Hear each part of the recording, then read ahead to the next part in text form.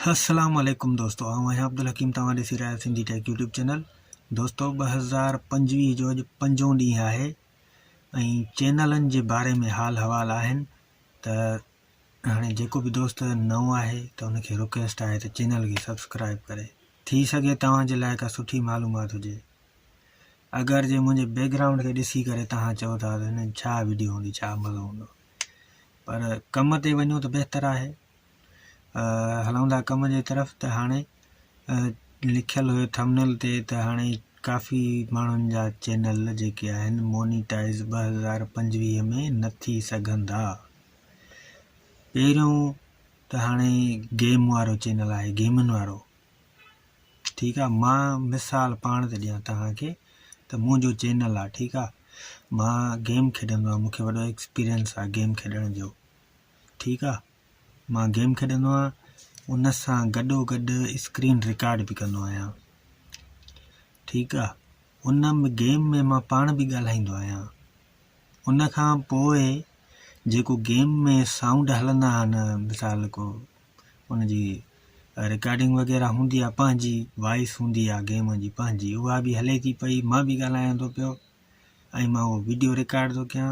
ठीकु आहे, उन खां पोइ मां चैनल ते रखंदुमि, चैनल ते रखां थो या रखंदुसि। इहे ॻाल्हियूं ॿई आहिनि, पर ॿिन्ही में फ़र्क़ु आहे।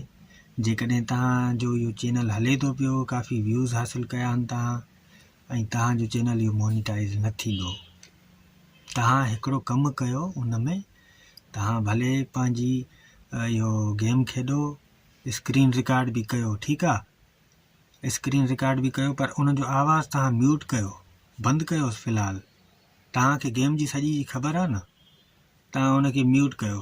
ठीकु आहे, उहे वीडियो ठही बीहे, पोइ तव्हां काइन मास्टर या कंहिं बि एप्लीकेशन ते उन ते पंहिंजी वॉइस ओवर पोइ कयो।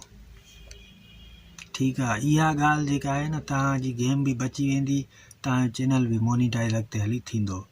जे उहो तव्हां कमु नथा कयो, तव्हांजो वीडियो ईअं हले थो पियो, ॻाल्हायो था होॾो, हुनजी वॉइस बि हले थी, हुनजी बि हले थी, चैनल मोनीटाइज़ इहो न थींदो।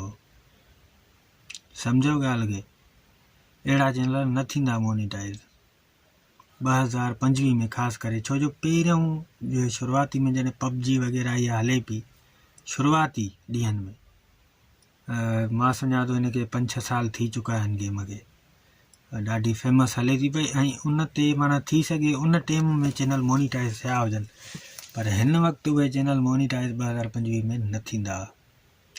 उन खां पोइ काफ़ी दोस्तनि जा चैनल अहिड़ा आहिनि जेके माना मुख़्तलिफ़ वेबसाइटुनि तां तस्वीरूं खणी करे उन ते वॉइस बि वरी कॾहिं पंहिंजी था रखनि, त कॾहिं वरी माना यूट्यूब जो जेको फ्री वारो म्यूज़िक आहे उहो था यूज़ कनि सॼी वीडियो ते।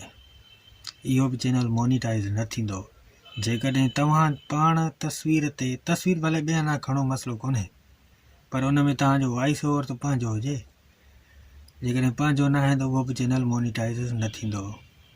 इहो ॻाल्हि सोचे वठो, ज़हन में विहारे वठो, इहो बि चैनल मोनीटाइज़ न थींदो।